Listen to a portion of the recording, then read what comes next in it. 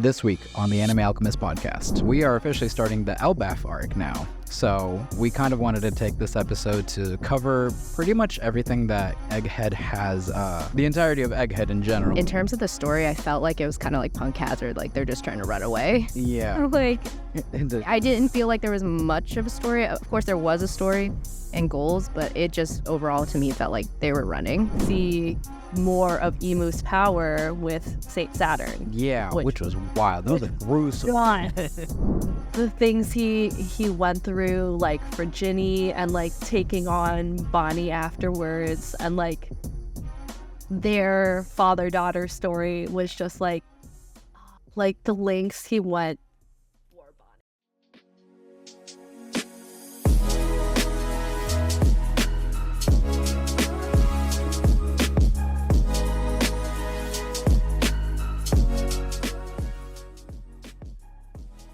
Welcome back to the Anime Alchemist podcast. My name is Martine, and I am not joined by Gary and Emery today. They took a day off, but I am joined with our lovely producer, Bunny Lord. Gil. Hi. She is off screen, but she will be participating in this episode, which I'm very excited for. And we also have another very special guest, someone who's been on the podcast previously, Swimangieswim, or just Angie. Hi, Angie. Thanks for coming on the episode with us again. Thanks for having me again, Martine and Bunny. Super excited to talk today about some One Piece. Yes, and specifically a bunch of manga One Piece, because as our listeners know, I am a manga crackhead and I just can't get enough of it. So I need my yearly dose of manga episodes. So we decided to invite Angie on this episode because she very much keeps up with the manga as well too. And it honestly couldn't have been at a more perfect time because, as we all know, or the manga readers for One Piece know, we are officially starting the Elbaf arc now. So we kind of wanted to take this episode to cover pretty much everything that Egghead has, the entirety of Egghead in general, and just kind of give our thoughts, and go over what we thought about it and all the major updates and just go on a rant about the Egghead Island arc. So we appreciate everybody for tuning in, whether it's on Spotify or YouTube.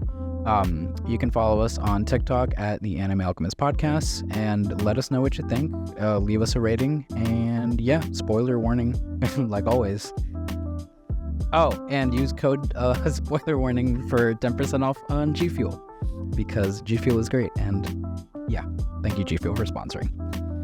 Okay, that is hard. I don't know how the fuck he does that every single time. Amanda's a professional. Alrighty, well, I guess we can kind of start with maybe where the anime has left off. Andrew, you were telling me that you just watched the most recent episode, right? Yep, I watched the most recent episode last night, and woo!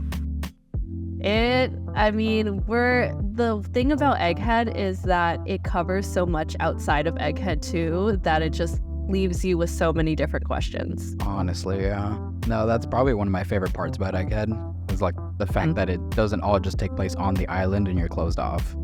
Yeah, the arc itself is just so complex, with being on the island, and then you get stuff at Marijois too, but then you also have stuff at Blackbeard's hideout, and then you have Kid, and then you have Law, and just like so much is going on. Yeah, no, it's great, and it really makes you realize like there's so much stuff happening around the world, and it's all gonna eventually kind of like, come together in like one big climax towards the end of the series. But all of these important like factions are all having their own things happening at the same time, and it may not be directly affecting the Straw Hats right away, but you can tell like, oh, this is going to play a part later on in the future. So that's why like I genuinely think this is one of the better arcs, at least like post time skip. It's one of my favorites, at least.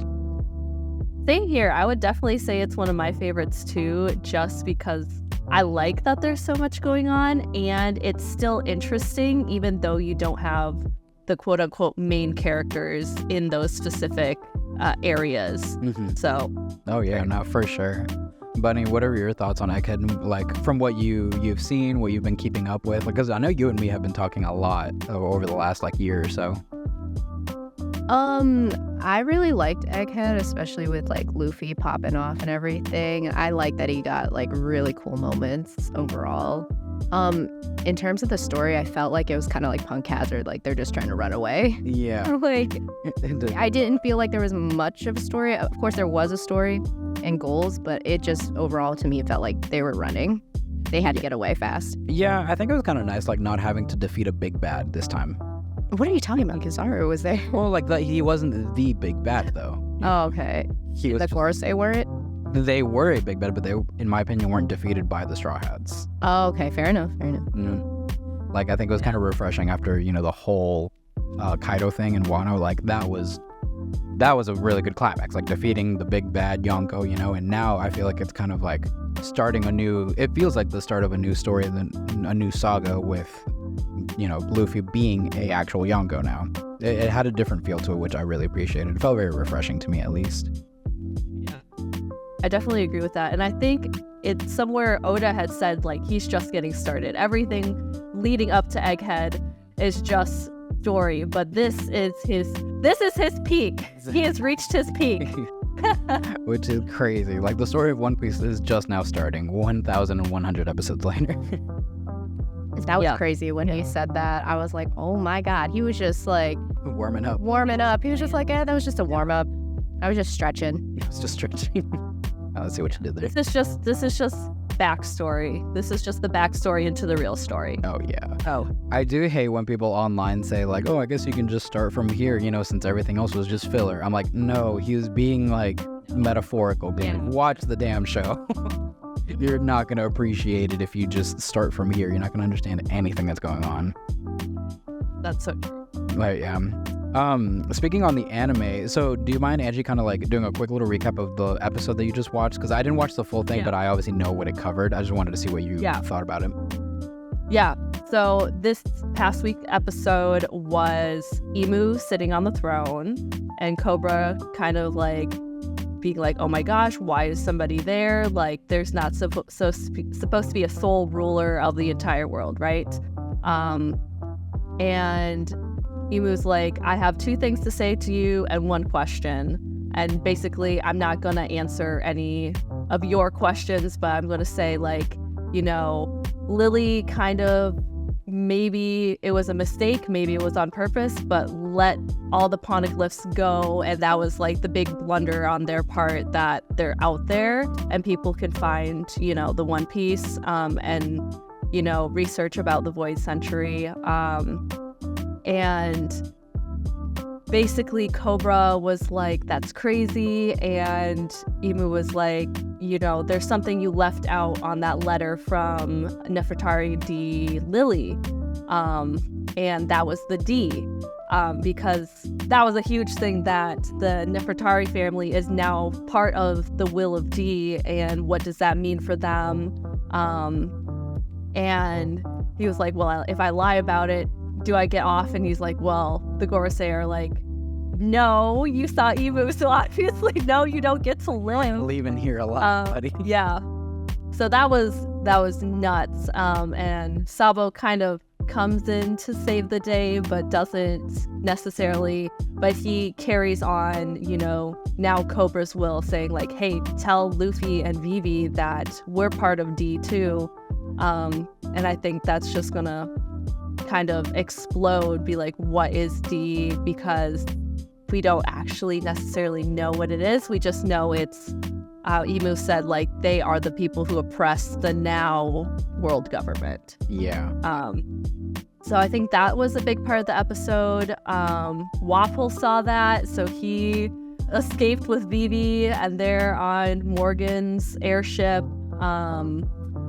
And I think, I'm trying to think of what else happened in the episode. I think that those were the big things that mainly happened. Was this also the episode where we got to see like the shadow versions of like the Gorosei transforming into their, what we know now as like their whole demon forms or whatever?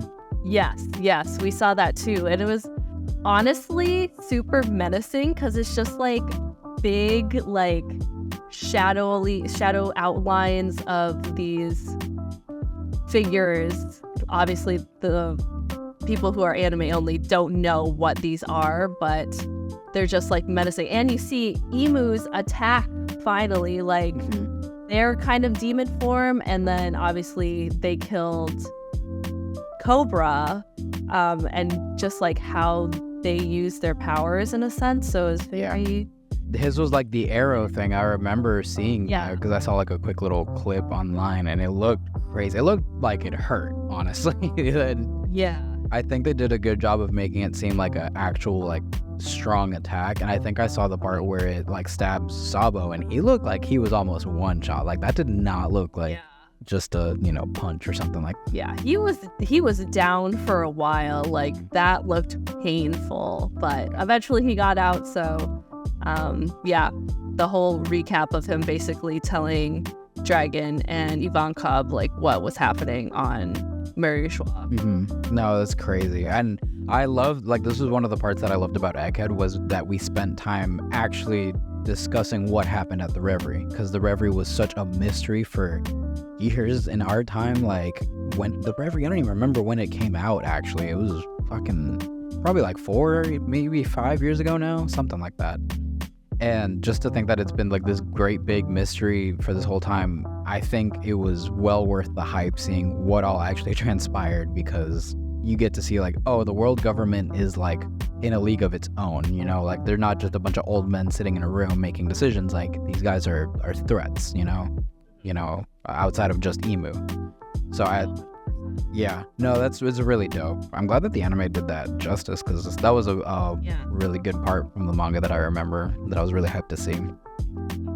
It's always so interesting being a manga and anime watcher. Like, you see the panels, and in your mind, it's kind of like you interpret how they play out, because you don't get every single scene, right? Like when they animate it, it's like, oh, that's so cool how they like did that attack, or how they ended up making the Gorosei look more menacing, and stuff like that. So I love seeing the comparison between the two, and for me, it makes it so much more hype watching. Yeah, no, I agree. I love watching the anime after reading it, and like that's one of the things that I try to express to the guys, because them being anime only, I always tell them like, I like reading because I don't want to get spoiled on stuff, and the manga is fantastic.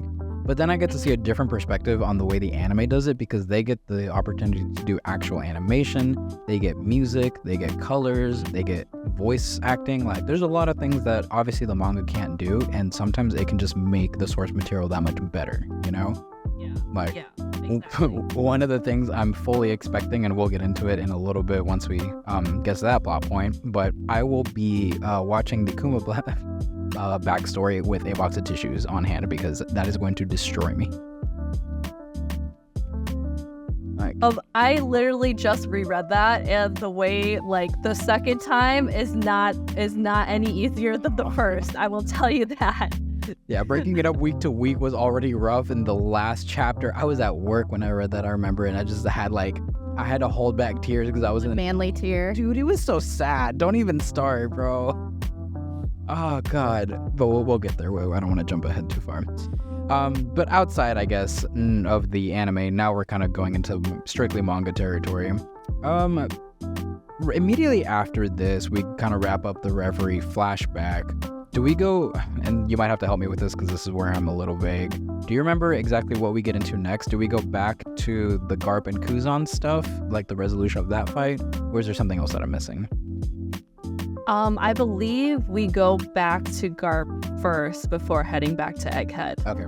Because I believe that's, in my mind, I was like, when I was reading where we are right now in the anime and the manga, I was like, okay, are we going back yet? Or like where, because I feel like they did jump around a bit in the anime from where the manga was, but now I heard that they're doing a chapter per episode, so it's going to be more sequential, so we know exactly like, oh, it's now we're going to this chapter, now we're going to this Which chapter. Is awesome. I'm so glad that they're doing that, because oh my God, doing like 3/4 of a chapter sometimes, or half a chapter, was killing me.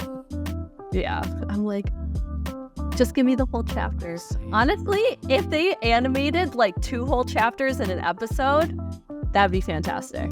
But they would they'd be caught up too quickly though, so I also understand that. No, yeah, I definitely get it. And like that's where you kind of get into the argument of should One Piece be more of a seasonal anime? That way they can do multiple chapters in an episode. But then that's why we have the whole remake anyway, like the Wit Studio stuff. Like they get the, the opportunity to do multiple chapters in an episode with better pacing and stuff. So I'm excited to see that actually when it comes out. Yeah. But yeah, I'll take a chapter per episode. It's better than doing half. Like, I know One Piece isn't the best with pacing, but I don't care. I don't care either. I'm okay with it. Right, that just means more One Piece for me. 100%. Well, if the next thing that we go to is the resolution of Garp versus Kuzan, that means that we will probably be getting the actual like fight sequence between Garp and Kuzan, which I think, or I hope at least, will get extended, because one thing the anime has done a really good job of is extending fights and adding filler content to the fight, which I think is the best type of filler. Like, I agree with you on that. Yeah, I want to see more action. I want to see more of what they can do. And like the action stuff in the manga is always great, but you're limited to just single panels at a time. And you have to kind of like stitch it together. What they did with like the previous episodes when they first started fighting, like Garp's Galaxy Impact and all that stuff, that was so cool. Like we got a lot of neat attacks and just, choreography that we didn't get in the manga, but it just enhanced it in my opinion. So I hope they do the same thing when it gets to it.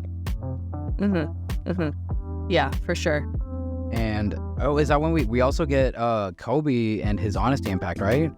Yes, we do. I'm very excited for that. What did you think? Okay, I do have to ask you, do you think it was Conqueror's Hockey or do you think it's just armament?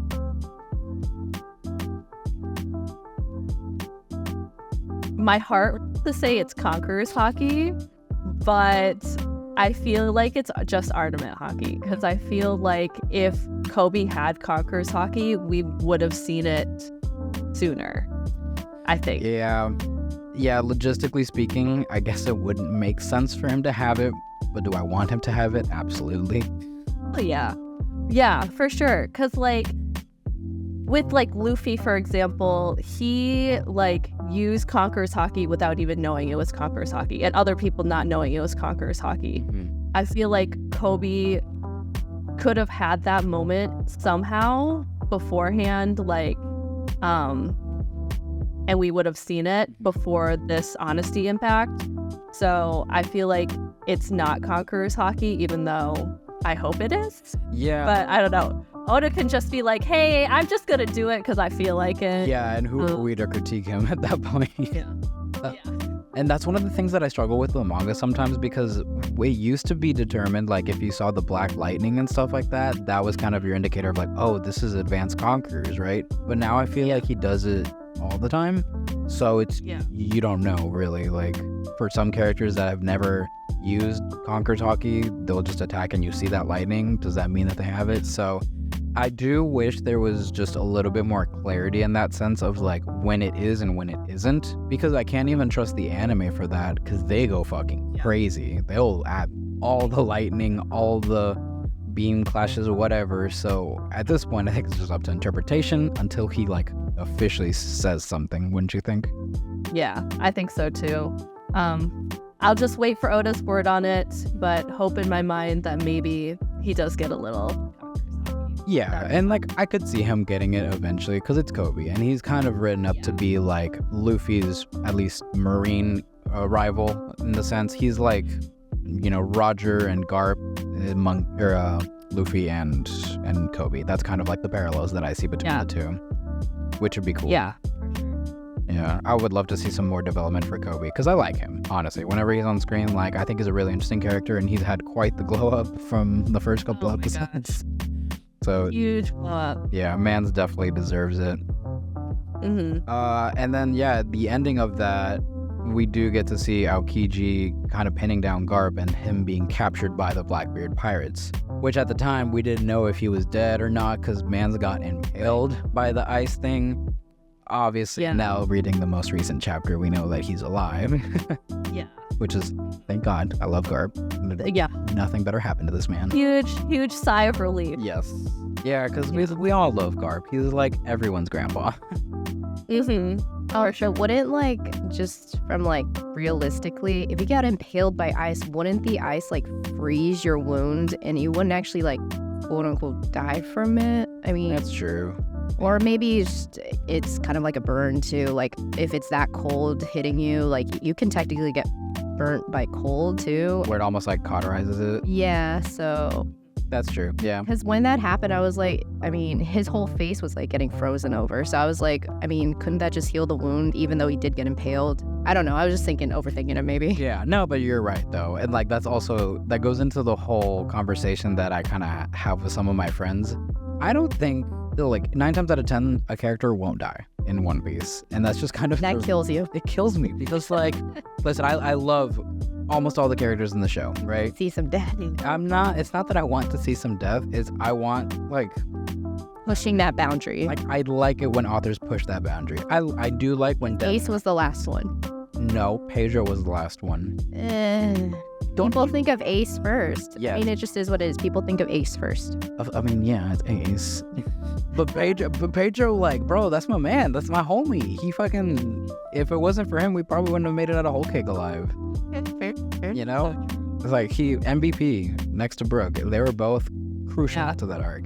But again, so like, I like that Pedro sacrificed himself because it meant something and it inspired Carrot to, you know, be the leader that she is now. And even the Straw Hats, like, remember Pedro's sacrifice. Like, it means something. And it like, that's a proper death, in my opinion. But we just don't get much of that in One Piece. Even like when you think there's no way you could survive that, they still end up surviving. Like, people just kind of survive. Oda doesn't like killing off his characters, and that's fine. Like, I know that that's his preference, but I would like to see a little bit more consequences, I guess. That's more of a personal thing. I don't know how you feel about that, Angie. I was thinking too that we did just recently see a death in Egghead, though. Yes, you are right about that. Yeah. Not necessarily like a good guy, that like a good guy death, like sacrificing himself like Pedro did, but we did see more of Imu's power with Saint Saturn. Yeah, which was wild. That was gruesome. I was so shocked, but it makes sense why Imu did it, and but I feel like it was just so gruesome for like. Oh yeah, that's definitely in like a top 3 gruesome death in the show. I really can't think of something that looked at that. You saw the man's bones, like, fucking crazy. It's like disintegrating. I don't know what it was too. Like, I wonder if there was some pact made between the two, and like maybe Imu just kind of like dissolved that. One theory that I saw, and I know I'm jumping way ahead, but who cares? A theory that I saw was, we know that the Gorosei have been alive for a really long time, right? Because we saw a flashback of Saint Saturn like 200 some odd years ago when the big giant robot was attacking Marijua, which means, and he looked exactly the same. So that means he's at least 200, obviously more than 200 years old. That's not normal. People don't live that long. So the theory is that what if Imu granted the Gorosei kind of like eternal life somehow, whether it be with the Op fruit or whatever, and like it's like a binding vow or binding contract type thing. And when Imu dissolves that contract or kind of just releases it, all of that age and time catches up to Saturn, and that's why he's like starts dissolving, kind of like, you know, disintegrating into bones, because he's outlived what he's supposed to be living, right? I thought that was really interesting. I thought that could be a good reason to do it. Just real quick. Do you think everyone in One Piece, if they run into Imu, they see what Imu looks like, and it's just the audience that gets the black shadow? What do you mean? Like, can everyone in One Piece, like all the Gorosei, they see exactly who Imu is and what Imu is, but us as the audience, we get that black shadowy cloak and we just see the eyes? Oh yeah, 100%. I think we are the only ones that see the shadow. Okay, I was just curious because like when Cobra saw who it was, he was like, oh, like, okay, it's just us then. Yeah. Man, it'd be funnier if like they can't even fully see Imu, who like Would be that would be cool though. yeah. Okay, sorry. We all see the same thing. Yeah. Right? They're just like, the fuck is that? It's just it's a silhouette. I just see eyes. Okay, that's just like one of those like. Yeah, that'd be funny though. But I do feel like it's just made for more of like a dramatic effect for the audience, you know? Because, yeah, no, I mean, Sabo had to have seen what the Gorosei looked like when they all transformed, right? He was getting attacked by them, so. Oh yeah. So, okay. Dang, if only Sabo saw Emu. I think he was there. I think he might have seen him, like what he transformed into. What Emu transformed into? Yeah, and they. You don't think he saw a person? Well, he did see the person, but he saw him transform into something. So that means Sabo knows who Emu is, like actually person. Yeah, I guess so. Why didn't Sabo just tell like Dragon? What if he doesn't know who it is? Well, he could have at least told us, the audience. It was like, hey, this chick was sitting on this throne, or this guy was sitting on the throne. Man, it got scary. That reminds me. Thank you for bringing that up. Angie, did you hear about all the stuff about like how the voice actor for Emu is like a mystery and like question marks in the credits? But I think somewhere else too, it's that they did, whoever the voice actor is, I heard is a guy. Oh, really? But yeah, but they put question marks in because they don't want to reveal Emu's gender. Yeah. Because I think Emu is a woman. I think I want it to be a woman, honestly. I want it to be a woman. I'm gonna lose a bet if it is a woman. Yeah. I'm betting Emery that it's gonna be a guy just for shits and giggles. Okay. Man, no, Emery is convinced though that the question mark thing, he thinks that it's Oda doing the voice, and they're just like hiding it. Oda. That's what There's only 3 question marks, so Oda. like ODA. He's fully convinced of it, and like there's no talking him out of it.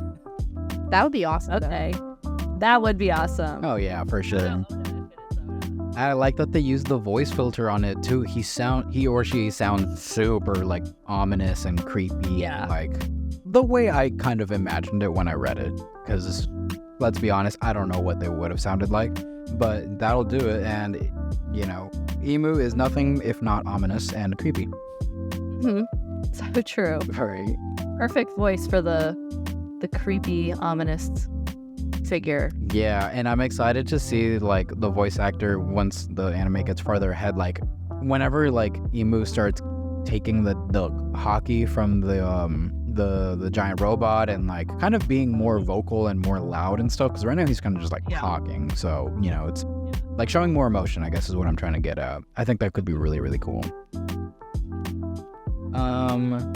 Okay, and then we come back to Egghead after we see the Garp and Aokiji stuff. And I remember when we were reading it, it was a long like break where we didn't see the Straw Hats. It was months. Yeah. And it was crazy. I don't remember ever like spending that much time, you know, away from our main cast of characters. I really like that it didn't feel boring though. That's something that like made me realize, man, Oda is just too damn good. The fact that you can go 4 or 5 months without your main character in the show and it's still just as interesting, it goes to show that you have a fantastic world that you built up. Yeah, the world building goes crazy. Absolutely. I feel like maybe I skipped over stuff, but the next thing I have is Luffy versus Kizaru, I guess. I don't know if I missed anything from there. You're the one that read more of it. Did you hear it? Sorry, Angie. I was just gonna say, did you hear how in that whole thing where Luffy was taking on Kizaru, a lot of the fans were saying that there was too much Luffy at the time. Like, people wanted to drop One Piece because they were like, why is it just Luffy in Gear 5? Like, we want to see Zoro or Sanji or someone else. Like, really? Yeah, like all over social media, people were saying, I'm going to drop One Piece. Like, I want to see Zoro or something. And it was Luffy in Gear 5 beating the crap out of Kizaru. So it's just like, that's your main character. You don't start One Piece without loving Luffy first. Why would you not want to say that?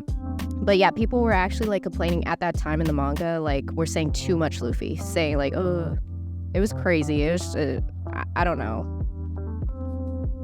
I feel like those are the people that have skipped as fast as they can just to get to Wano. Probably. You look disgusted right now at that, man. You just look, like, what? I'm just like, what? Like too much how Luffy? Too much Luffy? Like, not enough Luffy. I have his Gear 5. Love them. We actually have that sweater too. Different faces. Mm-hmm. Like, love it. Like, yeah, not to be like mean or rude, but those don't they don't deserve to be One Piece fans because yes, there's so much to the story. Like, Luffy, yes, is the main character in a pivotal part, but to say that like, oh, I want more Zoro or I want more Sanji, it's like the story doesn't progress without Luffy. Exactly. He is the main character for a reason. Zoro and Sanji wouldn't be here without him. Oh yeah. So to say like, oh, I'm gonna drop One Piece because there's too much Luffy, then drop One Piece. I was just You don't deserve to read more about this story if you think that it's like you have too much of one character. I'm saying he is him. Luffy This is Luffy's him. adventure. yeah. Like I did not sign on to watch over 1,000 episodes of a show to watch Zoro become, the greatest swordsman. I want to see that, but that's not what I signed Yeah, up. that's a side story. I signed up to see Luffy become the king of the pirates, and damn it, if I want that, I'm going to see it. 100%. Yeah, so if you're one of the people that dropped it, good. We don't need you. We don't need you on our King of the Pirate journey. Exactly. And But man, if I really fully started believing and just feeling that Luffy was the Yonko that he is now after seeing him fight Kizaru, because it was the most therapeutic thing seeing him clash with him that first time and him like smirking and being like, I'm a lot stronger than I was 2 years ago, buddy. And Kizaru like being visibly shaken, like, oh shit, like I actually had to do something to stop that. Oh my god, because Sabaody broke me the first time I saw it. And this is a long time coming. Yeah, for sure. He had his payback. So he's like, I'm so different. Just watch me. Watch me become king of the pirates after this. Yeah, honestly. And out of all the admirals, I'm glad it was Kizaru. I'm glad it wasn't like Fujitora or He's Great. the best admiral. Like, he's my favorite. I think he became my favorite after this arc. Yeah, like he got some character development that I was not expecting from Kizaru. Yeah, for sure. Just I feel like all of the admirals have their different quirks, and I feel like they're all really well-rounded, but Kizaru had so much personality in this arc that you gotta like really see him. He's not just like that cool kind of layback uncle kind of character. He has more substance to him. Yeah, I thought he was very passive up until now. Like I thought he genuinely would just follow orders and didn't care like about them at all. He did follow orders. I mean, he did. Yes, he did follow orders, but you saw that he struggled to follow orders. Like even, oh my god, I did skip over this in the notes, but before he fights Luffy, I remember he shows up and he's ordered by Saturn to just, skip over Sentomaru, right? And just get straight to Vegapunk and kill him, right? Unalive him. But Kizaru had the respect to fight Sentomaru because of their history with him and like Vegapunk and everything. And I thought that was kind of like the first instance of Kizaru showing that he was a little deeper of a character than we gave him credit for, because he directly kind of disobeyed an elder. And it shows that he doesn't always just follow orders for the sake of the orders. Like, no, he has his own sense of justice, I guess. And that's a really big theme that I like in One Piece, at least with the admirals, is that they all have a specific type of justice that they follow. And it was interesting getting to learn more about Kizaru specifically, because he's one of the first admirals that we were introduced to outside of Aokiji.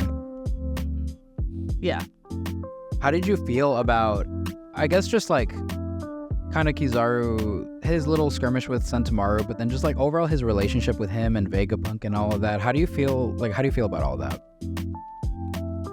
I feel like it added a lot to the story to see that, just like jumping towards like more of the end, but like when he was talking to Akainu and he was like, have you ever had to kill a close friend? Or sorry, unalive a close friend. And I was just like, man, like we're seeing all this backstory of like how they've known each other for a long time and been like each other's like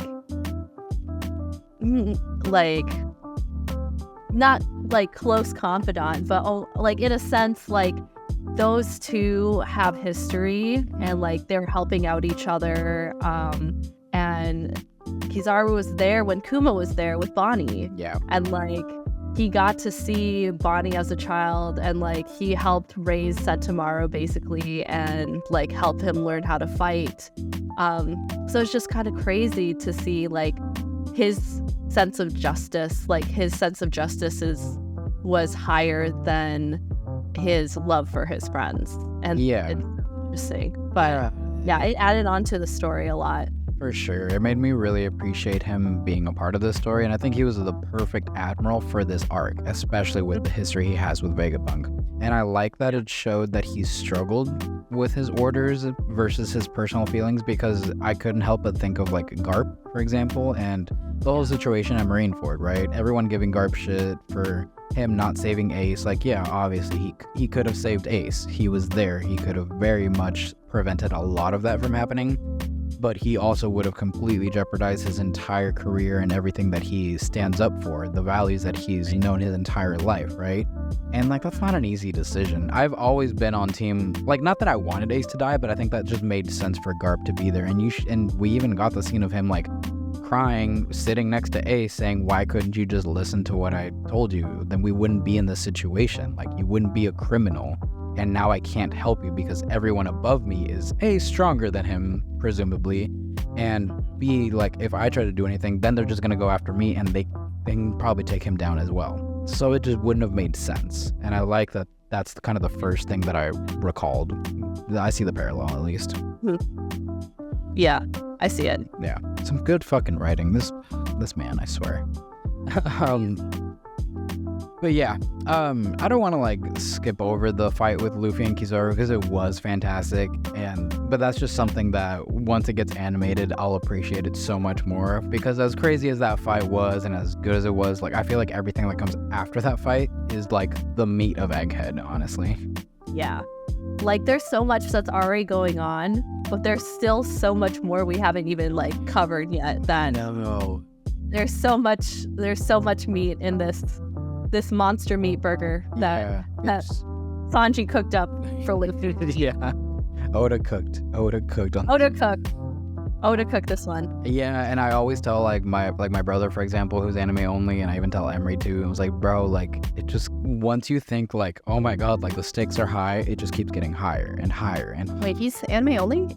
Pablo? Yeah, he's been anime only for a minute. Oh, okay, I didn't know that. Yeah, when he picked up the manga for a little bit, but he stopped reading around the Rob Lucci fight. So, which is a crazy place to stop reading, but you know, fucking weirdo.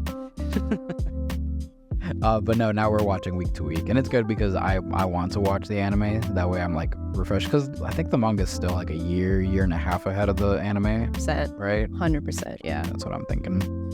So good. And then that makes it easier for me to like explain stuff to them because I have more context and shit. But yeah, so kind of getting past the overall fight, then we start getting, I think, what is it? Saturn finally actually makes a move. He's already on the island, but hasn't done anything yet. And then we see one of the first really major things of this arc, in my opinion, is his full like spider transformation thing. Did you find it as terrifying as I did? I thought it was pretty terrifying.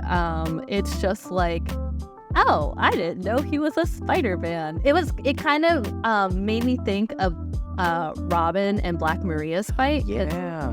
Black Maria also had like a spider form. Mm-hmm. And I thought that was pretty terrifying. So to see this, I was like, okay, he's not just some old man. He's here to bring stuff down. He's gonna throw hands. Oh yeah, no. The fucking like the demonic aura that he had when he pulled up, like that was different than any other villain I've seen so far. All the other villains have just seemed overly like powerful and like, you know, big Yonko, strong pirates, but no, this felt like a capital V villain.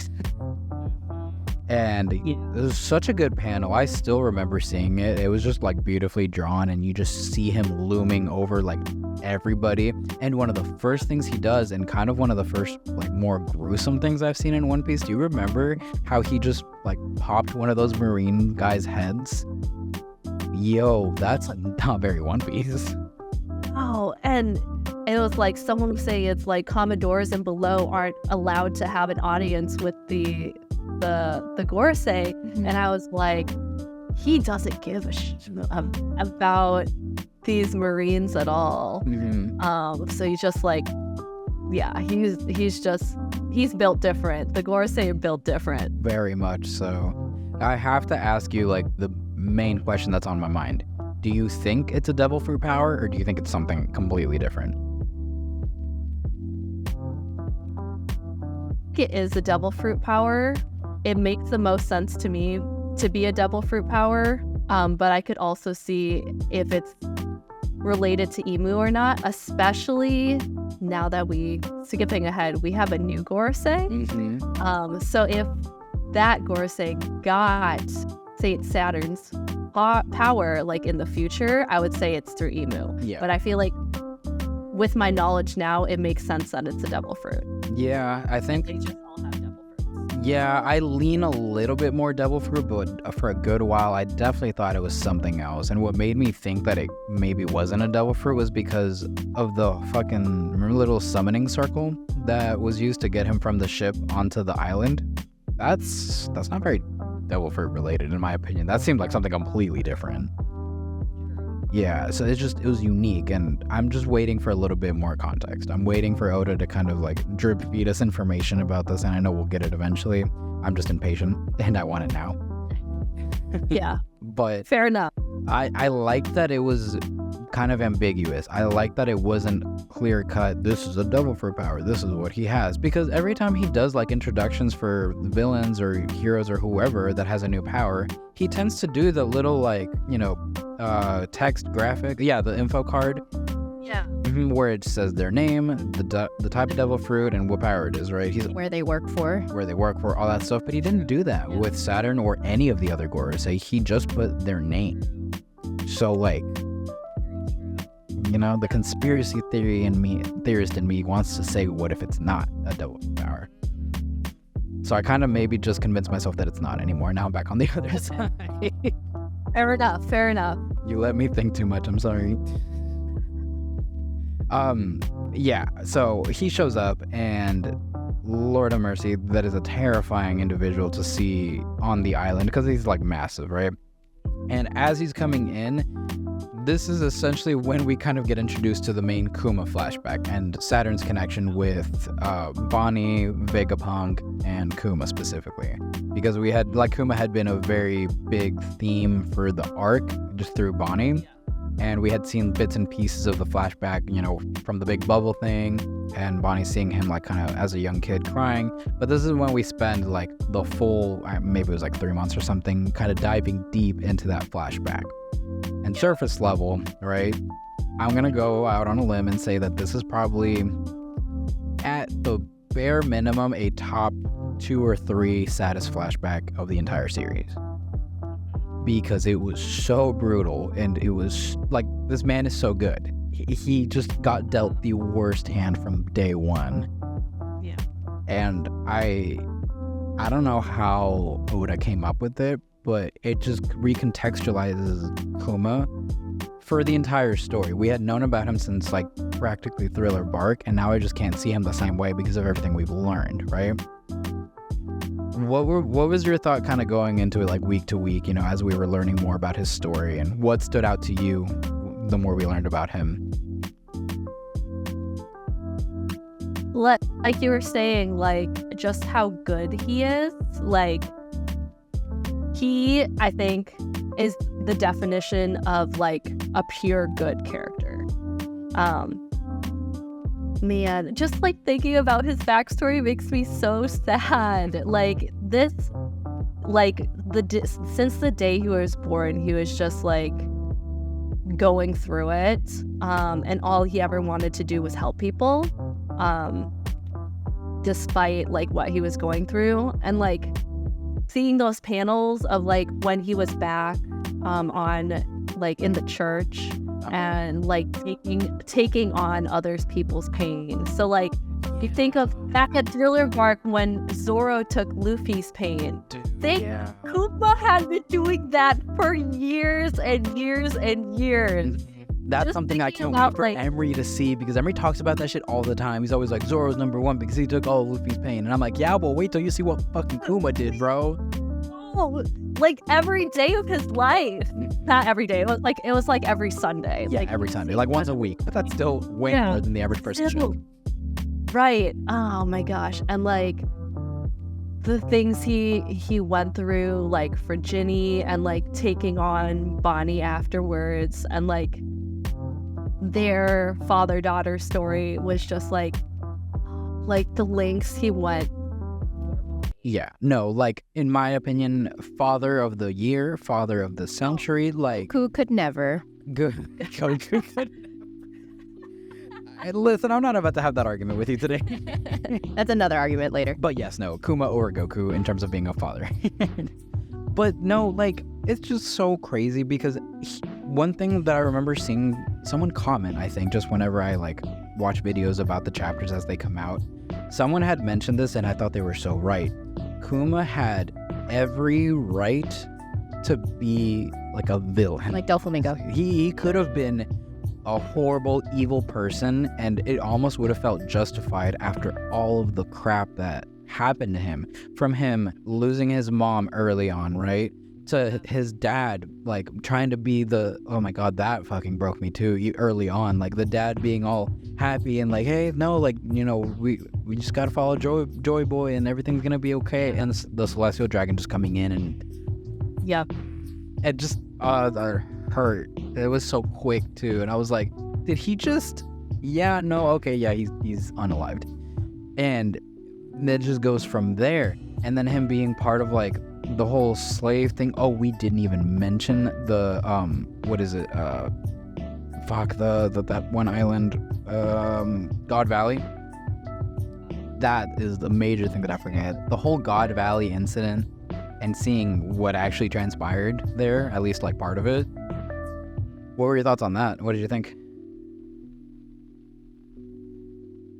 Oh my gosh, I just thought it was so fucked up.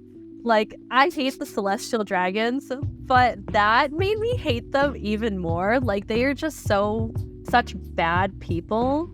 But it was so interesting, like, because I just like had reread those chapters, what transpired, like Roger being there, and then the Rocks pirates being there, and then Garp finding out Roger is there, so he's gonna go there too, and then, you know, the Celestial Dragons doing their hunting game, and all the different slaves that were on there, and of course Kuma being on there too, but also Ivankov and Ginny. Yeah, meeting Ivankov for the first time was cool. Yeah, so that was cool, and them coming to like the realizations, be like, oh, you know, it's a 3-week long hunting game, but you know, if we survive after 3 weeks, you know, we get to live. And it's like, no, they're taking us all out. So it was just nuts. And then seeing all of the young Rocks pirates that like, seeing all of them, I was like I wish we could have seen the battle that happened. I think we will eventually, because I think there's more to Rocks specifically.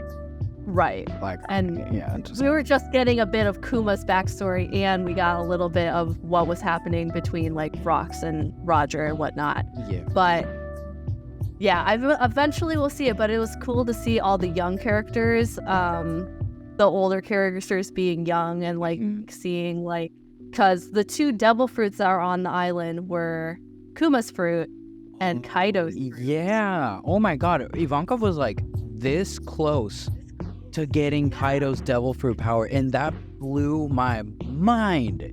Like, yeah, just that could have just completely changed the course of history there. Like, Kaido would not have been Kaido, basically. And it's insane, actually. I can't believe I would have even considered giving that to Ivankov. Yeah. Did you ever see the fan art of Ivankov as like a dragon? No, I haven't. Okay, I need to look that up after. Yeah, it's really funny. It's like a very, we'll just say it's a very fruity dragon. As it should be. If it's Ivankov, as it should be. Yeah. No, and it was crazy. And you're right. I do think that we are going to kind of come back to God Valley at some point. And my quick little rabbit hole theory that we're not going to spend too long on is I think that we'll get more of that once we get more information on Rocks and also Shanks and Figureland. What fucking Darling. Garling. Yeah, Garling Figureland, because that's also when we're introduced to him as like a young person, right?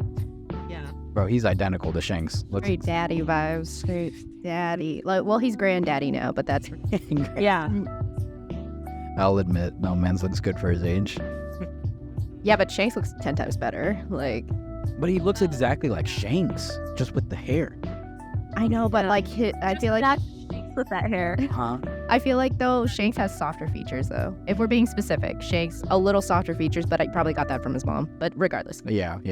But no, it was crazy seeing that, and like he's also like, I think that kind of showed that he's not a good person overall. Like he was kind of just like a dick from the beginning. But didn't he save Shanks? I don't know. Did he? He put him in the treasure chest for Roger to find. That's not confirmed. I'm pretty sure it's obvious what happened. That's near just speculation. So do you think his mother did it? Maybe. Or a servant? I don't know. Maybe just someone who saw a baby and they're like, hey, we should probably save this baby. Put him in a chest, someone will find him. I don't know. Like, I want more information about that. And that's when I think we'll get more of a God Valley, like, flashback. We're not going to get a God Valley movie like everyone thinks going to happen. I wanted a God Valley movie. Yeah, people are thinking God Valley movie. Oh, That'd be really Oda, listen to the podcast. He doesn't. Oh my God, if Oda ever listened to this podcast, I'd die. Oh my God, that'd be insane. Right? No, I remember when Film Red was being teased at first, and like before we got any trailers, people were convinced that the movie, like the project, was going to be a God Valley movie. And it was about Shanks. And it was because it was about Shanks and everything, but it just, no. But it was even better. It was about Uta. I love the movie personally, yeah. Uta all the way. It was a great movie. But see, I knew we were going to get sidetracked, I'm sorry. So, yeah, going back to Kuma, yeah, we see him interact, and that's where we see how he met Ivankov. And I really like that we got to see them introduced and how they got to know each other and Ginny and everything, because it adds to the relationship that they have back in Marineford and why Ivankov was so upset that Kuma didn't recognize Eva. Because Eva has a very specific design, and that's kind of one of the things that made them kind of like talk and be friends, is that like his head's big, and all that stuff. Like, but they go way, way back. It's not just like they're part of the same Revolutionary Army and that's it. Like, no, they've known each other since they were kids. So that just adds a lot more weight to that relationship. And I think that was a nice detail that he added. Yeah, agree on that. Then meeting Ginny. I like Ginny a lot, actually. She is very much like Bonnie. Bonnie gets it. Yeah. But it was sad how Bonnie was conceived. Dude. That was the fact that Oda went there. I was like, dang, Yeah, this is one of the darkest arcs, I think. Oh, yeah. He's written. I didn't think he'd go that way. Me either, but I think it was necessary. Like, would you agree that... I think this flashback helped a lot to recontextualize Saturn and make him the villain that he needed to be, because we didn't know anything about him, right? I think we think of One Piece as like, it's a silly, goofy anime about pirates. But yeah, I think Oda really wanted to make us see like how evil the Gorosei are and how evil Saturn was in this situation. You see them as villainous, like pure villains in the sense. If you thought other villains were evil, these guys are evil. Yeah. So, I would say like adding those smaller details of things that you wouldn't really think One Piece would cover really made the story into like how devastating like Kuma and Bonnie's backstory is. Yeah, I agree. And something that I've talked to other people about is that One Piece obviously looks super goofy and fun, and it is goofy and fun, but I think Oda purposefully makes it so wacky and crazy, because if you were to do a more like serious tone and art style, kind of like Attack on Titan or something, this might be one of the most depressing shows ever, because it tackles everything from slavery to like human trafficking, like so many really touchy subjects. I think you kind of need the lightheartedness that One Piece provides to balance it out. If not, I would just be depressed the entire time. Like, I'm really glad, and this is one of the things that made me really like Gear 5 a lot more, because at first I didn't know how I felt about it, because it was a big tonal shift. But Gear 5 brings a lot of like humor and lightheartedness into a really dire situation, so it balances it out really nicely, I think, from my perspective. I don't know how you feel about that, but that's kind of how I've always viewed it.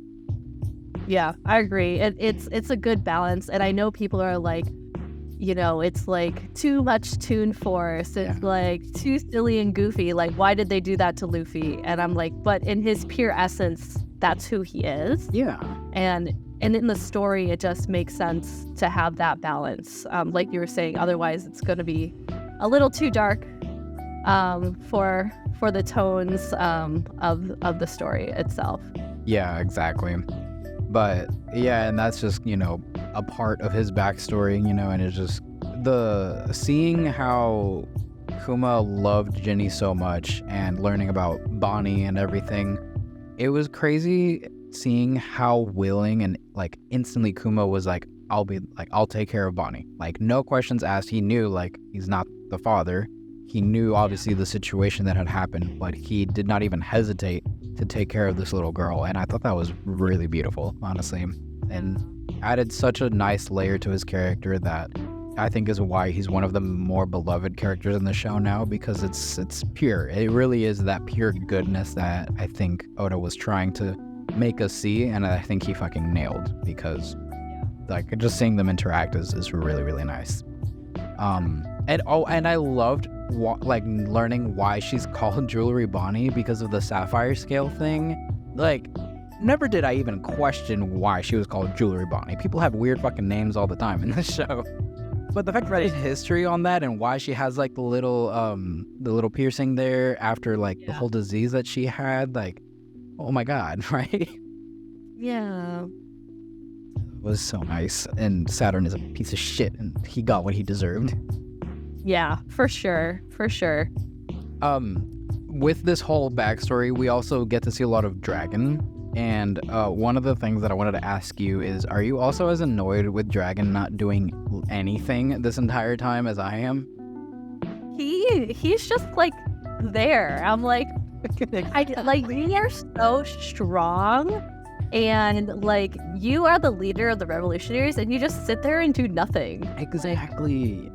Like, what is the point of your character? Like, I assume like he's gonna play a bigger part eventually, but like right now he just like doesn't do anything. No, he looks east and he looks west. Yeah, that's it. Yeah, and he's like, oh, shit's going down over here. Oh, shit's going down over here. I'm just gonna do nothing. Yep. I'm just gonna stay here. And he looks to the east and the west. Yep.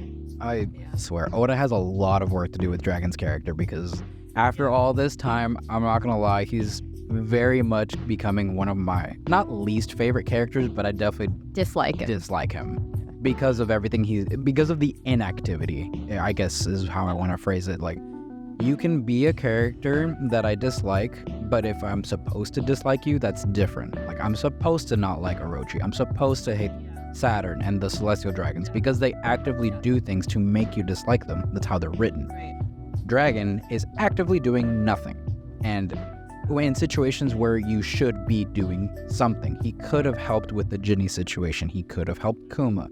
Like, there's a lot of things. He could have helped Sabo in a couple situations. And it's just really frustrating because he's played up as, you know, the leader of the Revolutionary Army, someone who's stronger than Sabo, stronger than Ivankov, stronger than Kuma, right? The son of Monkey D. Garp and the father of Luffy, right? That's a big title. That you're wearing some big shoes and you're not doing anything to prove that you like deserve to be there. But what about him leaving Luffy? Like, besides the revolutionary stuff, like, I'm still like, why did you leave Luffy? Yeah. Where's his mother? Like, did you dump her too? Like, I'm sorry, all the revolutionary stuff, yes, but you left Luffy. That's our boy. Like, why did you leave him? Yeah, I need to know what happened there. Yeah. You left him and now you still do nothing. Yeah. Exactly. Yeah, and you saving him one time in Logtown is not enough. No, I'm sorry, that was years ago. Yeah. And like, he basically raised Sabo. Like, Exactly. It's like, what did Sabo have that Luffy didn't? Blonde hair? I don't know. I'm saying. Yeah, I'm expecting I really hope Oda does what he does best and proves me wrong, because that's a tough one.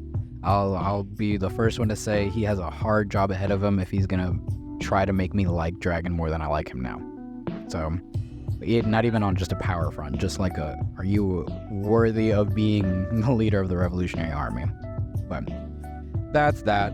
And then just kind of wrapping up Kuma's backstory. I really enjoyed seeing how he became a warlord.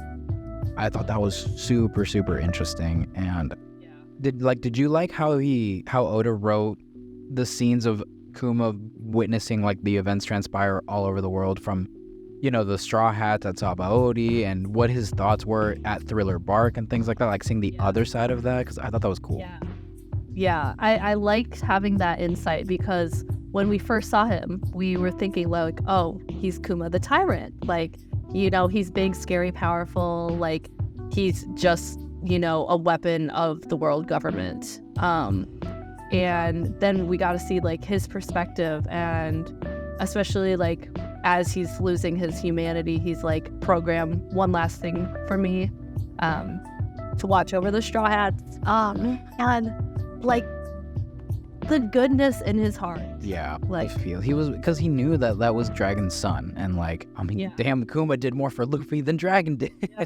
Right, it's like that's not even his own kid. But and it's same with Bonnie too. He just has like so much love to give, and like he had like that feeling like Luffy is gonna make a big difference in this world. Yeah, like Kuma is easily the most selfless person in the entire show, because of everything he did for not only Bonnie and Ginny, but for people he didn't even know and just knew of.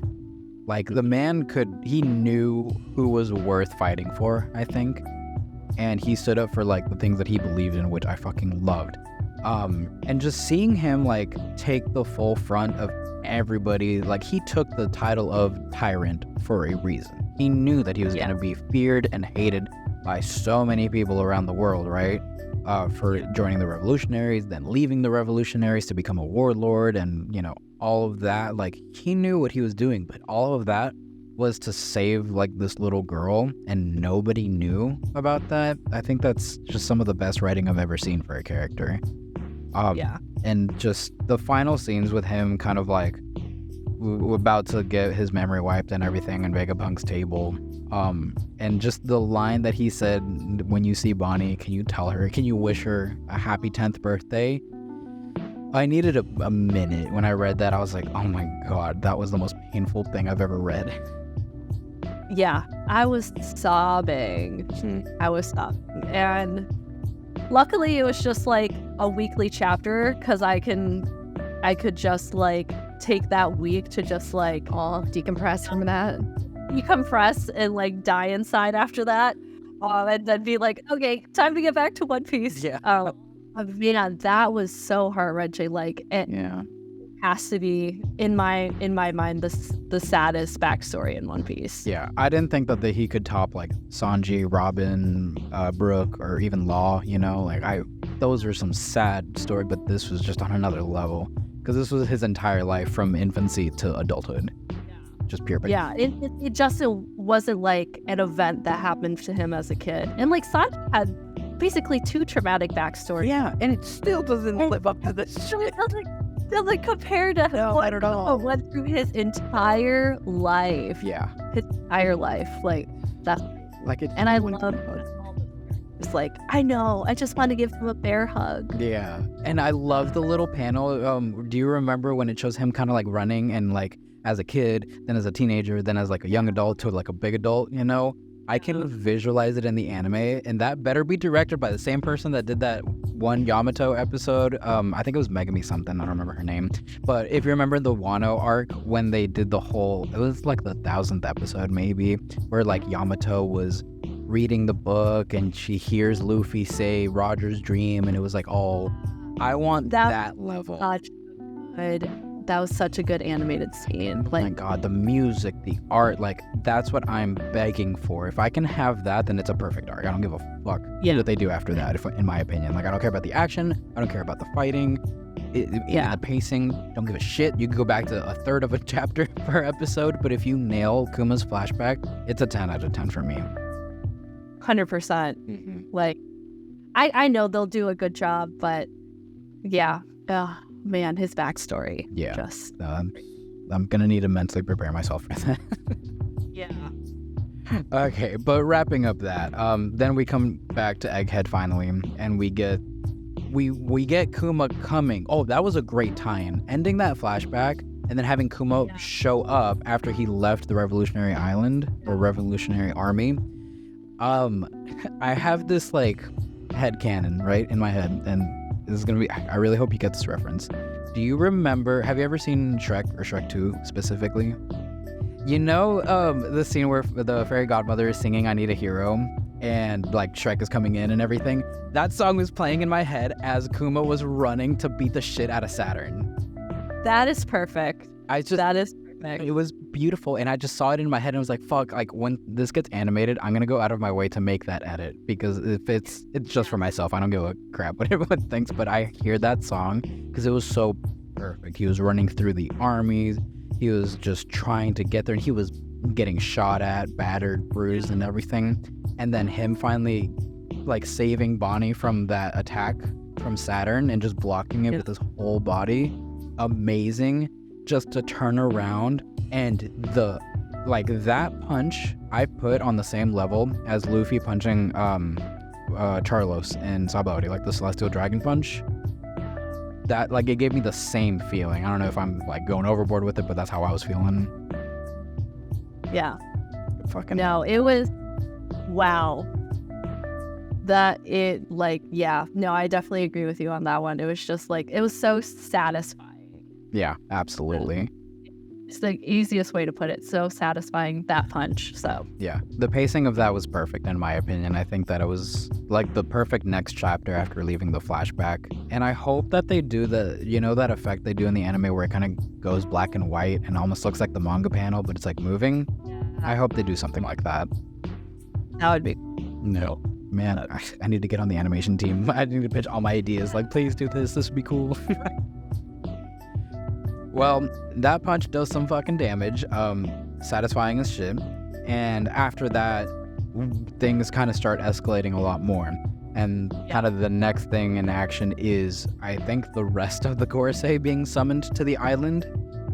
I remember reading that and not believing what I was seeing, because that, like, I remember seeing that panel of, like, all the 5 little summoning circles, like, from the really wide shot in the panel.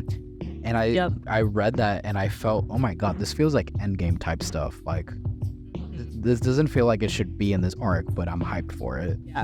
Yeah. I agree. Were you expecting all of them to pull up at all? No, not at all. I was so surprised when the other summoning circles came up. I was like, how are they going to get out of this?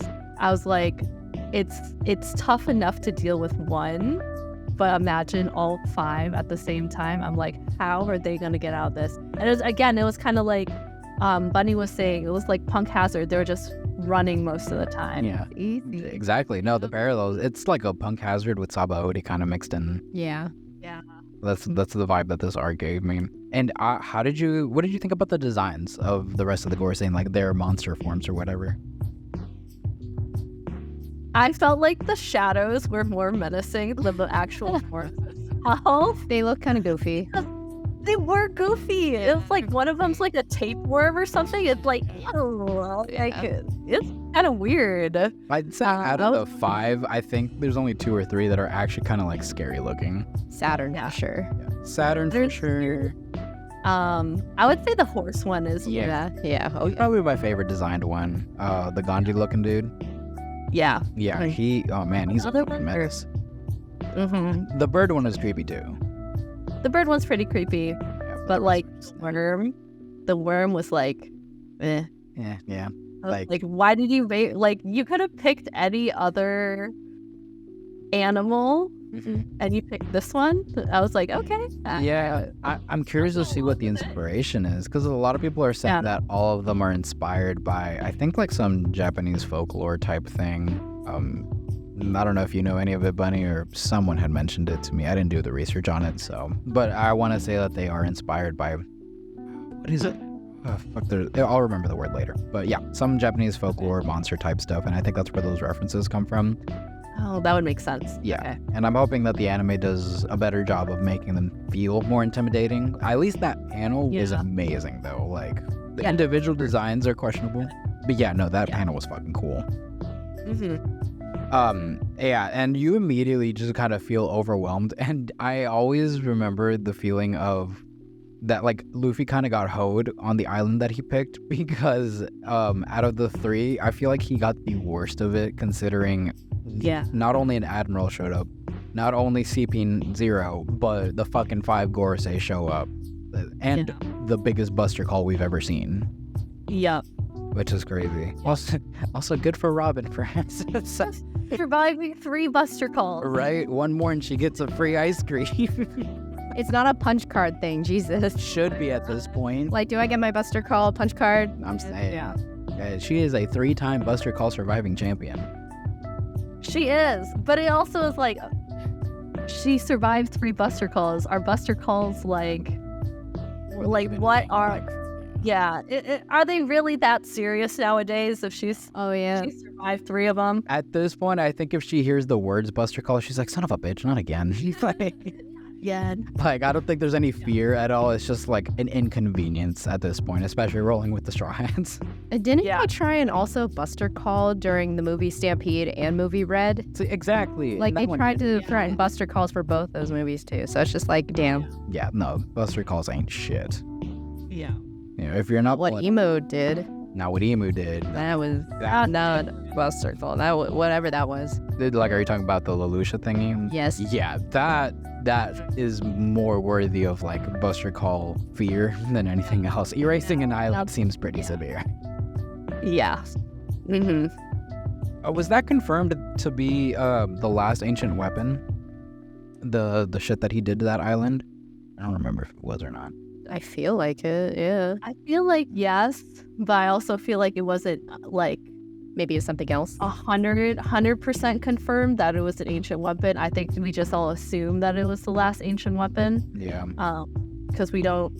I was looking actually at like the One Piece Wikipedia the other day, and I was like, because I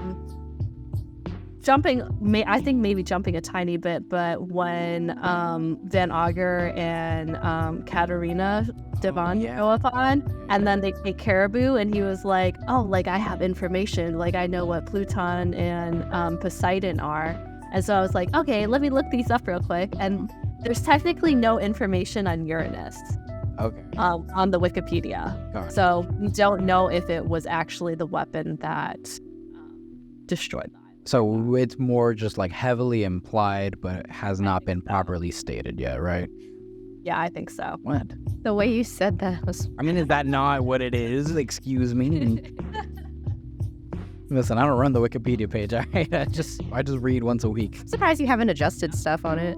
What? You, Martin, like you haven't adjusted anything on the Wikipedia? To be fair, I didn't know we could, and now I might. Yeah, you can. Like it's free game. Is it like a regular Wikipedia? Yeah, like anyone can edit it. Yeah. Interesting. It's a lot of power you're giving me. Yeah.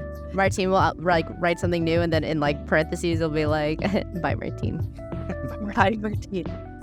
Yeah. No, thank you for bringing up the Van Auger and Katarina thing, because I feel like that has very important implications in the future now. The fact that she was able to copy Saturn, right? So one of the things that I talked about with someone, I don't remember who, was they were saying, well, if Saturn is dead, then what's the point of Katarina, like, copying him, essentially, because he's dead? Like, you know, he's not a Gorosei anymore. She couldn't roll up to Swimangieswim or anything like that. And I'm like, true, but what if the rest of the world and the rest of the Marines specifically don't know that he's dead, right? So if she has the ability to turn into him, then she has essentially full clearance by any Marine branch that is still unaware that Saturn is not alive, right? That's kind of the only reason I can think of that being important now, unless she can copy powers too. Really, do you think she can do that, or do you think it's just like I don't. I don't think she can, but I wouldn't count it out. Right. Like, yeah. Yeah, because, like, I know that she can transform and, like, copy into other people, but then so can Bon Clay. So, like, I'm trying to see what the difference between them is, if they can do the same thing. Hers is a mythical Zoan, right? Right. Yeah, it's a Ninetales. The Ninetales, yeah.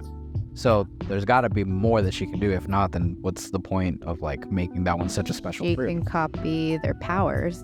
She can? Yeah, that's what the fan theory is. Like, she'll be able to copy power. So, like, she gets, like, Luffy, like, she might be able to copy his power too. Okay. That would definitely make it mythical, in my opinion. That would That's immediately how it make makes it it more mythical than, like, Bon Clay. Okay. Yeah, that makes sense. That's really Okay. interesting. Oh, God. We're going to see that spider again, aren't we? Or Gary, he hates spiders. I remember it was a while before we got to see the Blackbeard Pirates there, because I remember before we had left Egghead, right before the flashback, we see their flag, and then like 8-9 months later, then we finally get to see what the result of that was. Everyone was going crazy, like speculating, like, what if this person is Katarina? What if that person's her? What if she's disguised as this? Like, nobody knew. Nobody trusted anybody. I'm glad that was resolved. Let's see. They fight. And they fight, lots of punching and Lots fighting. of punching and fighting. A lot of running. Lots of running. The Luffy. Well, we do see kind of, I guess, Vegapunk being unalived by Saturn. Unofficially. Like, that seems pretty, at least the main Stella, I guess, version of Vegapunk is kind of out for the count. Yeah. That was kind of brutal. Again, brutal, like, deaths, I guess, right? Like, that you saw him get impaled and you see the blood and stuff, like... I feel like you don't usually see that as much. No, not really. So it's kind of... I'm glad. I like that direction, personally. It just feels more mature. So I hope he kind of keeps that up. But that is kind of like the catalyst that leads into the next really, really important part of Egghead, and kind of like why it's even called the Egghead incident in the first place, right? So with the unaliving of Vegapunk, it triggers a video transmission that he had previously recorded with him. What is it? The Daft Punk looking dude, was he called again? I don't remember. Shaka, yes, thank you. Yeah. And maybe, I think Pythagoras. I want to say it was him. Or Edison or someone. They do it. Yes, they pre-record a transmission that is broadcasting around the entire world, right? Do you kind of want to, like, talk us through some of that and what your thoughts were? Because that was a lot of information. It was a lot. I think the biggest thing he starts with is that everything's gonna sink. We're all gonna be underwater. There's the ancient weapons. Mm-hmm. Whoever gets the ancient weapons has the power to, destroy islands, and kind of dictate where the world is headed. I think are the main things. And then he was getting to the will of D, but then they got cut off momentarily, of course.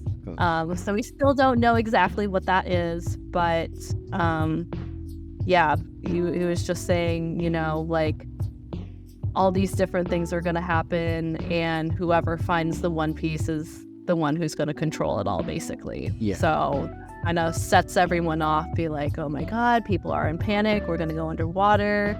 Like, what's going to happen? And, the pirates get pumped up, be like, oh, the One Piece is real. That means it's going to come back. I already know it's going to come back. And,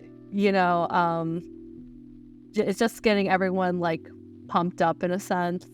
I remember, like, one of the panels, like, seeing first, like, really saying, like, oh, don't spoil it for the youngins, like, let them go and have their fun. And then also seeing that panel of, like, 10 different, like, I think it was, like, the 10 top strongest contenders to get the piece. And obviously the 4 emperors are there, but I think Saba was on there, Kobe was on there, some other people. Ireland. Also, I knew was there. Yeah.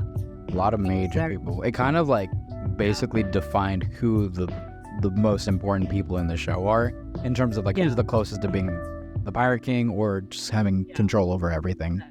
I liked that Kobe was a part of this because again, we like Kobe. He has a lot of he's progressed a lot, and I think that he's definitely worthy of being in that slot. I like that Blackbeard obviously was there, Emu, Shanks, all that. Whenever Figureland on there. And Figureland was on there too? Yeah. Like the major players. And I think it's really interesting, and I like the whole way it was phrased because he almost like pulled a Whitebeard in the sense that he reignited everyone's like passion to go after the One Piece, right? And so excuse me, I'm kind of a little bit of a nerd when it comes to like literature and English and stuff like that. Thematically, this makes so much sense because at the very beginning of the story, right, like chapter 1 of One Piece, we get Roger starting the Great Pirate Era, right? And he says that the One Piece is real, go after it, my treasure's yours, blah, blah, blah, blah, blah. So he goes and sets everybody off. Then we get the whole half of pre-time skip. And we get to Marineford, which is arguably like the halfway point of the show thus far, right?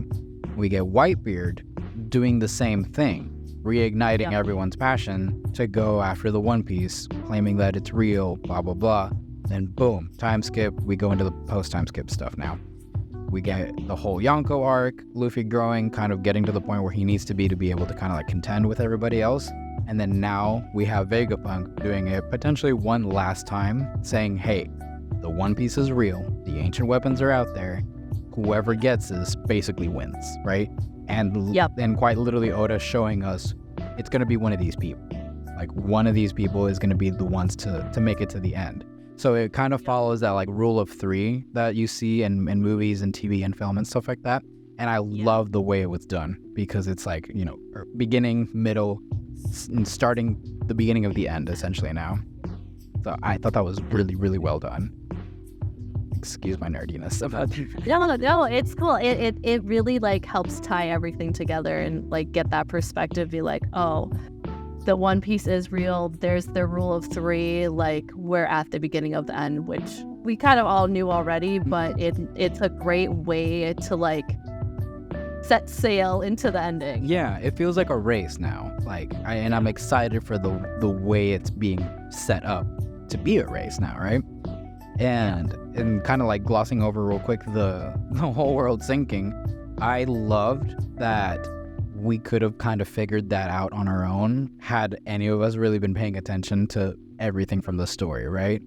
From Water 7 to Impel Down, like there were so many little hints showing that the world is sinking, the water levels are rising, all of this stuff, and it all kind of connects together to prove this point. And it blew my fucking mind when everyone started pointing out all those little like Easter eggs or teases of it.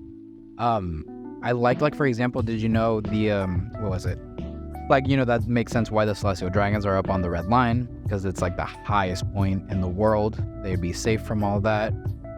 Have you heard of the Impel Down kind of theory, I guess? I don't know if I have.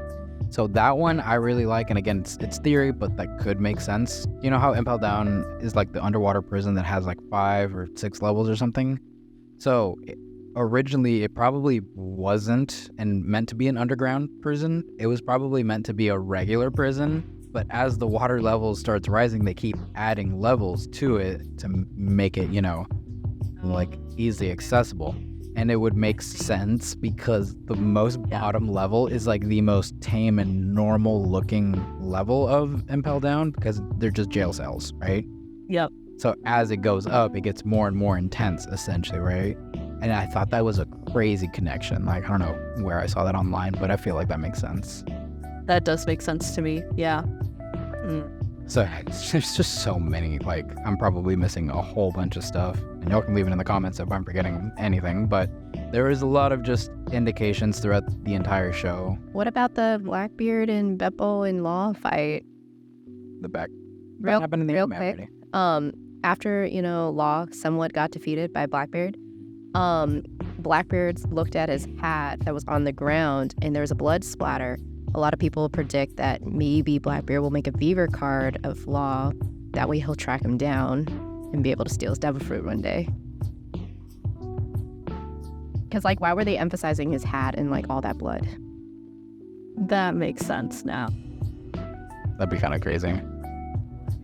I was telling her I completely forgot about Beaver cards. I feel like they just I haven't seen them be relevant since like early Wano, I guess, when we learned like that's where they're.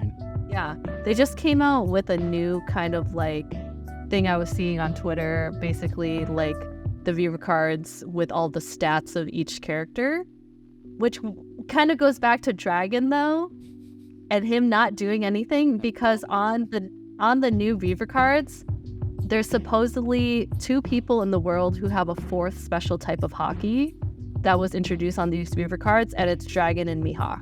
Are you serious? Oh, whoa. Yeah. There's a 4th type of hockey? Like that's like above Conqueror's hockey. Maybe that's how Shanks and Mihawk always were able to clash, because Mihawk's a somewhat special. What? Yeah. Oh my god, that's so cool.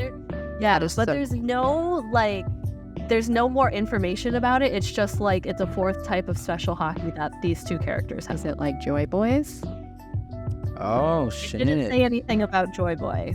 So, but all I know is it's Dragon and Mihawk, and it very could be like related to Joy Boy in the future. Maybe. Holy shit! I did not know about that. Because, like, I know that the Beaver cards release a lot of information, but I wish some of that would be included at least in the manga chapters or something. Probably trying to sell other merchandise, bro. They have to make their money too.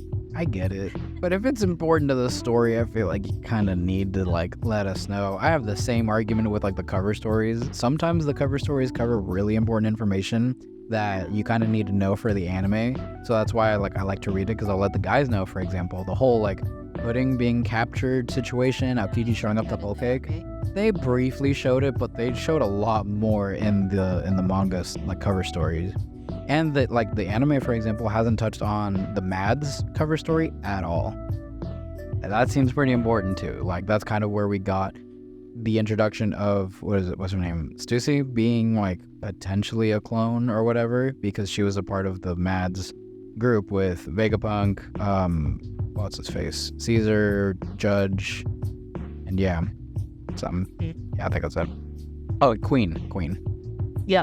So, like, that seems pretty important, and that was never really animated in the anime, so I don't know, things like that. I think that, like, if, for example, how cool would it be if in the anime, instead of doing, like, a random break week where we're just recapping everything we've already seen, just do a filler episode of the cover story, and it doesn't even have to be animated that well. Just show us what happened. Like, that'd be good, and it's good information for people who are anime only. Yeah, so true. Yeah, but I digress. I'm not trying to fix Toei animation. That's an impossible job. One of the last few points, I guess, kind of getting towards the conclusion of the arc, we get to see Bonnie and her new special ability, quickly tying into what we learned. She didn't technically eat a devil fruit. She was it just like experimented on essentially and given devil fruit powers. Yeah. Scientifically, as a baby, just fucked. It's horrible, but crazy that her power is insane. And it's kind of broken. I did not expect it to be as complicated or as, like, overpowered as it actually is. What are your thoughts on Bonnie? I feel like because it was, like, scientifically, like, given to her, like, I think it was, like, an injection or something. It gave different properties of a devil fruit to make her, like, so OP in a sense. Yeah, I think so too.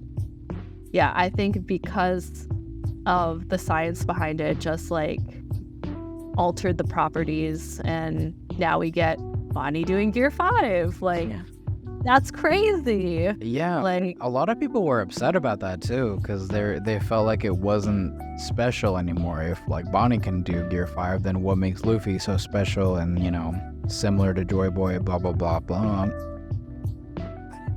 I have mixed feelings about it, I guess. I can see that too, but like I think Bonnie her entire life too also looked up to Joy Boy, so it was kind of a cool tribute for her to do that and help out our current Joy Boy. Because I feel like if it was a truly a Joy Boy Gear 5, then Emmett the Iron Giant would have reacted differently to her. But he obviously only reacts to Luffy, so that's a good point. And she like could not do as much as Luffy could also. Like she could mimic an attack and then that was about it, basically.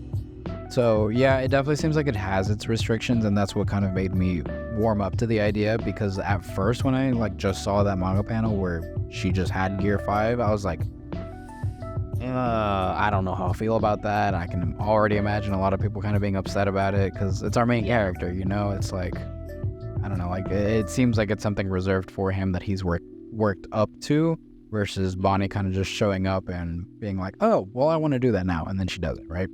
So, like, I understand why people are kind of mixed on it, but I think that Oda kind of did it in a way where he's shown that it's not that it's not that he has or she has the entire power set. It's just that she envisions a future where she can do what Luffy is doing right in that moment, right? But then it kind of just immediately gasses her out, essentially. So if it's limited to that, then I think it works. If it starts getting to the point where she can do almost everything that Luffy can do, then that's kind of where I'm like, all right, well, like, it really is not that special anymore. Like, you kind of need to tone it down, in my opinion. But that's just me. Yeah, that's a very, very fair point. Mm-hmm. But it was really cool, though, getting to see, like, a tag team attack with her and Luffy kind of fighting the Gorosei. Yeah. So that was cool. And then coming back to your point of Emmett, we finally get to see the Iron Giant do something. Emmett, fucking Iron Giant has done more than Dragon. Seriously, he's been just sitting there for like 800 years, and he does more for Luffy than Dragon ever will. Yeah, it was really cool getting to see him kind of like recognize Luffy, and we get just a little bit more, almost like lore, I guess, about Joy Boy. And we get to learn that Joy Boy was the first pirate, which I think is really interesting.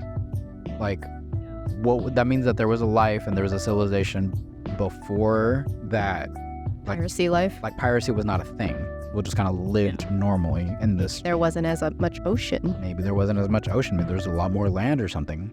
But that's just like, then where did the ocean come from? Or is everything just sinking? Like, kind of. Yeah. My brain hurts thinking about it. I know.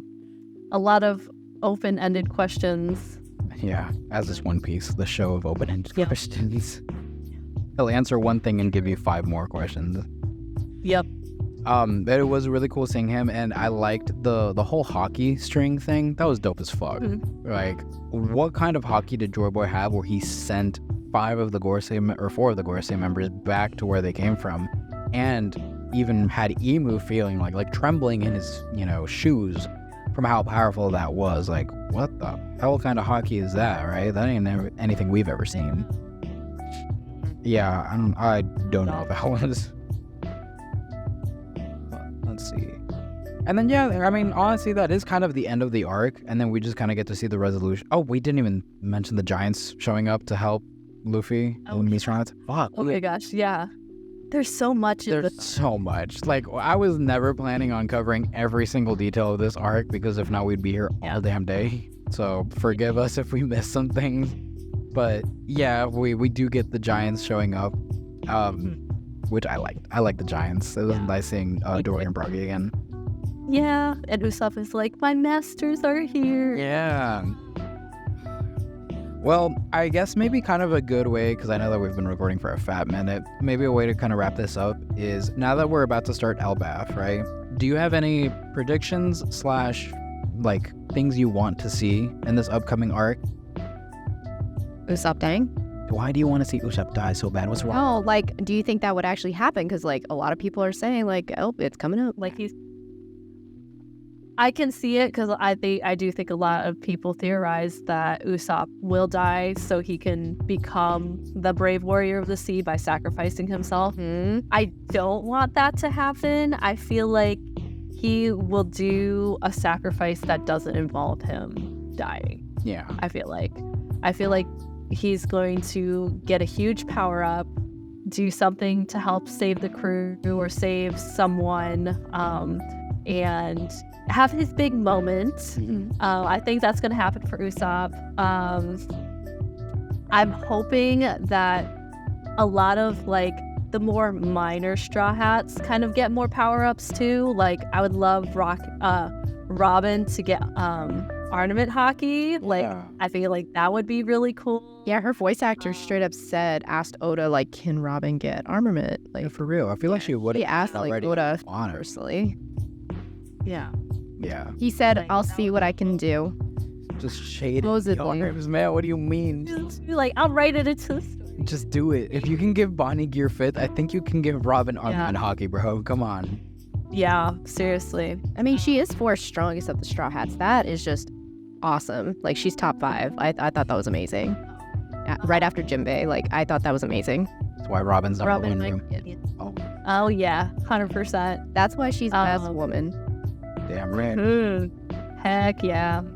I feel like now that Lilith is with them too, Frankie's gonna get an upgrade with the Megapunk technology, or at least I hope. I hope so, because I was expecting that from Egghead. Yeah. I didn't get it. Yeah, but I feel like, because I read the latest chapter this morning, I don't know if you want me to spoil it or not. Go for it. But at the end, they get separated. So half the Sunny is gone off of the Elbaf ship, or the giant ship. So Sunny is gone. So the people who are on the Sunny are missing. But we see, I saw spoilers for this before it even aired. But like Nami's new Elbaf outfit. So they must be at Elbaf. I don't really know what the arc can entail, but I'm hoping a lot of people get some new power-ups. I feel like that's going to be important, especially going into the final leg of trying to find the One Piece. I'm sure they're going to be fighting a lot more people coming up soon. Yeah, it seems like it could be a really good opportunity for most of the Straw Hats to maybe even do like a mini training arc or something. Not that I think like all of them need it, but again, like you said, some of the minor characters need some attention. Like if I had to pick some, I definitely think Usopp needs some major attention, because I think he has been probably, not even just physically, more just like as a character, the weakest link out of the Straw Hats. I don't think he's really done anything really important or pivotal since Dressrosa, probably, when he kind of unlocked observation hockey. That was so long ago, and I loved that because it makes so much sense for him as a character. And especially after seeing what Yasopp can do. Did you see that? Oh, poor Barton. I mean, he's not dead. I refuse to believe he's dead. But Lord, what the hell, Yasopp? People already don't like you, and they definitely don't like you after what you did to Bardo's ship. That was fucked. Yeah. But if he can do something like that, right? I'm assuming that he's either coding what he's shooting in hockey, or he has a specialized like set of ammo or things that he shoots, kind of the way Usopp does too. Because he destroyed an entire ship with a single blast. That's kind of a lot, right? Like, that's not an average. That's like cannonball stuff. I'm saying, right? Yunin does that. Yeah, so that means like Yasopp is kind of like the parallel with Usopp, right? Because if we're comparing Shanks' crew and Luffy's crew, right? We have like Ben Beckman being the right-hand man. We have Zoro. We also have Lucky Roo. We have Sanji. If we have Yasopp, we're going to get Usopp. Like that's kind of the comparisons that I see. And right now, as it stands, Usopp cannot like hold his own with any other crew, in my opinion. There's like he's if you give him like prep time, I know that he can be very like he can be like Batman essentially, but he needs more, especially now that we've seen how important hockey is. Yeah, so I would like Usopp to get more attention. I would like Frankie also kind of just to get a little bit more, you know, I don't even know if I want to give him hockey or just something, I guess. Like make the second half of the Straw Hats live up to the Yonko crew name, I guess is kind of where I want to be at. 100%. Yeah.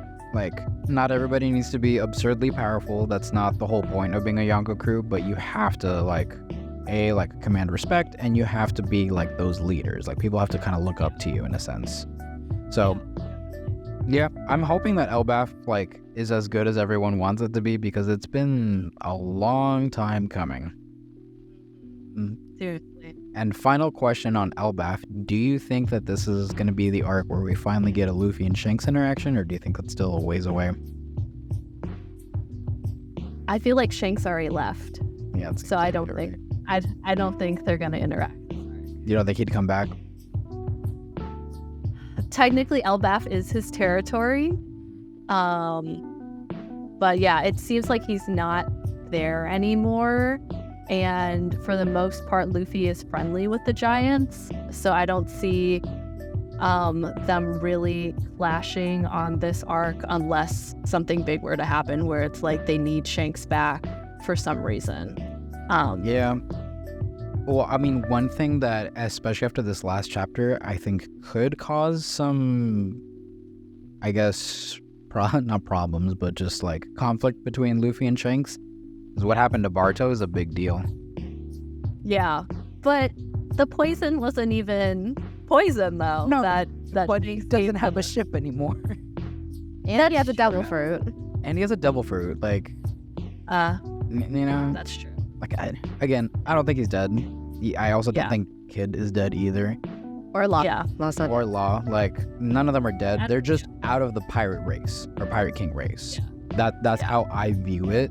I know that they're devil fruit eaters. I know that they can't swim, but if Oda doesn't kill off, like, Hell after surviving a nuke, I think it's safe to say that Kid is probably alive. Yeah, I suppose you're right. That's just me. Yeah.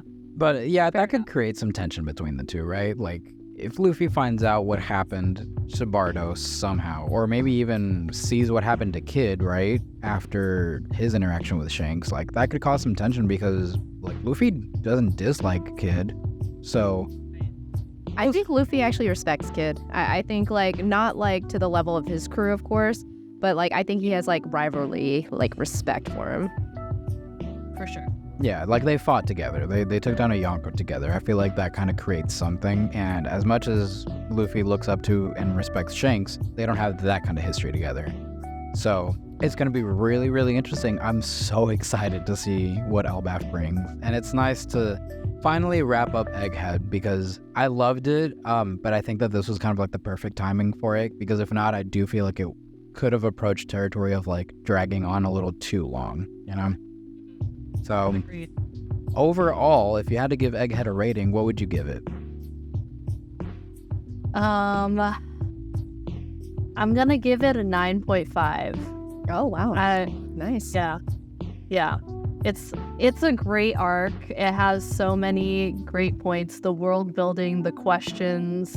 But I feel like for me, the fighting dragged on a little bit, so it's not a perfect 10. Mm-hmm. For me, a perfect 10 is like Enies Lobby and Whole Cake Island. Those are my two favorite arcs. Oh, really? But I would say, And he's but I would say, like, that's 10 out of 10. yeah, that's a 10 out of 10 arc. Easy. But so I'm gonna put Egghead at like third. Nice. No, honestly, I feel like I have to agree. Third after, like, even before Wano? Yeah, I like Egghead more than Wano. Yeah, or if not tied, they can be tied for third. Okay. In my opinion. Yeah. Like, if we're talking about dragging, Wano dragged like a motherfucker. Oh, there were so many scenes I was like, oh my god, come on. Like, that was just... the Onigashima raid should have been its own arc. Let's be real. Oh yeah, that could have been its own. Yeah. Like, it was just... I loved Wano. It was one of the most important arcs of the entire series. But god, did it take a while to get there. Like, It gave me Chimera Ant arc Hunter x Hunter vibes. Like, where they were like 10 seconds had passed over like 30 episodes. Yeah, I know. That's a good comparison, because that's what I felt like. Week to week, at least, was brutal. Like, I'm sure maybe just kind of trekking through all of it all at once is probably better, but week to week reading and watching was god. Because there's just so many characters. But I agree with you. I think Egghead is... I probably would give it a 9 out of 10. I think the only thing that probably stuck out to me was similar. It's just the pacing of some fights was a little off, and specifically, I think the message part, like where Vegapunk was like doing his broadcasting, that dragged on a little too long. Like, that was broken up into what felt like maybe 10 chapters or something. I don't know, but like, it was part of a message, everyone's reaction. Part of a message, everyone's reaction. And I'm like, all right, like, we can condense this down a little bit more, but yeah, the information was great. I just think that it could have been probably paced a little bit more or a little bit better. But outside of that, again, Egghead is probably one of my favorite arcs, at least post time skip, just because it gave me like Sabaody and Punk Hazard vibes, and those arcs are just really, really good. So yeah, for sure. Yeah, I think we did a pretty good job covering most of the arc. I mean, yeah, it was a long arc, information filled arc. Yeah, no, and I know that we missed a lot. So let us know in the comments what we missed. Let us know if you agree and what your personal ranking is. If you have any predictions for Elbaf, definitely let us know about that too. I'm curious to read it. Thank you, Angie, so much for joining me on this very special episode. And maybe whenever Elbaf is done, I'll have you back on so we can vent about that too. I'm so down. I love it. Awesome. Well, I appreciate both of y'all. Thank you, Bunny Lord, also for being my co-host. I really appreciate you. All right, and with that, make sure to check us out on Spotify and YouTube, and make sure to use that code spoiler warning for 10% off your G Fuel. Anything else, just leave it in the comments, and Alchemists out. Alchemists out.